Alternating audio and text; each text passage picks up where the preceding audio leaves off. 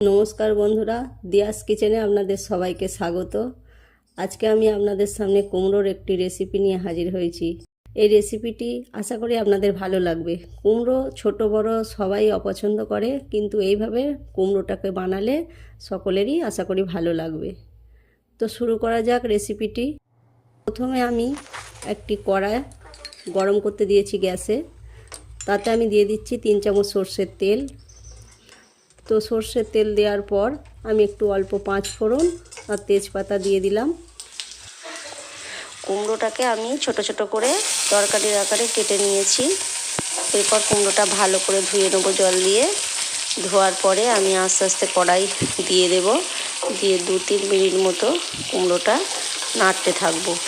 2-3 minute নেড়ে তারপরে আমি দিয়ে দেবো পরিমাণ মতো নুন, আর দিয়ে দেবো একটা কাঁচা লঙ্কা কুচো, অল্প একটু হলুদ।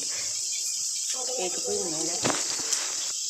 এই রেসিপিটি অবশ্যই আপনারা এইভাবে বাড়িতে বানিয়ে খেয়ে আমাকে কমেন্টে জানাবেন কেমন লাগলো। আর এই রকম নতুন নতুন রেসিপি পেতে অবশ্যই আমার চ্যানেলটিকে সাবস্ক্রাইব করবেন। কুমড়োটিতে একটু জল থাকে, কুমড়ো থেকে জল বেরোয় আমরা সবাই জানি। তাহলেও সিদ্ধ হওয়ার জন্য অল্প পরিমাণ জল আমাকে দিতে হবে। তারপর আমি ঢাকা দিয়ে আস্তে আস্তে এটাকে রান্না করে যখন কুমড়োটি নরম হয়ে আসবে তখন অল্প 4-5 চামচ চিনি আমি দিয়ে দেবো ওতে। তবে অবশ্যই এটা যে যেমন চিনি মিষ্টি খান তেমন দেবেন। আমি এখানে 5 চামচ চিনি ইউজ করেছি। তারপরে আমি কুমড়োটিকে আবার নাড়াচাড়া করব।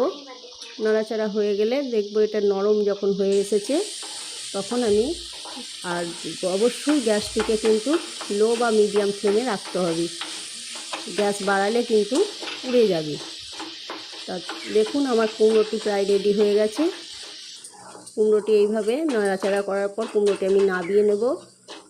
একটি পাত্রে তুলে নিয়ে কুমড়োটি আস্তে আস্তে তুলে নিচ্ছি। তুলে নেওয়ার পর এটা একটু ঠান্ডা হতে দিয়ে তারপরে আমি এটাতে অ্যাড করব ময়দা। আমি দিয়েছি এখানে 4-5 চামচ ময়দা, অল্প একটু চালের গুঁড়ো দিয়েছি আর দিয়েছি কালো জিরে। তারপর আমি এটাকে ভালো করে মিক্সড করে নেব। হাতে করে ভালো করে মিক্সড করতে হবে। চামচ দিয়ে কিছুটা নাড়ার পর ঠান্ডা হয়ে এলে হাতে করে এটা পুরো ফুরুলির আকারে আমাদের ভাজতে দিতে হবে।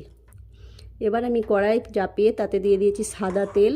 সাদা তেল দিয়ে আমি দেখুন আমি ফুরুলির আকারে এইভাবে ছেড়ে দিচ্ছি। এইভাবে সবকটি ফুরুলির আকারে ছেড়ে নিয়ে উল্টে পাল্টে ভালো করে লাল লাল করে ভাজলেই আজকের কুমড়োর ফুরুলি আমাদের রেডি।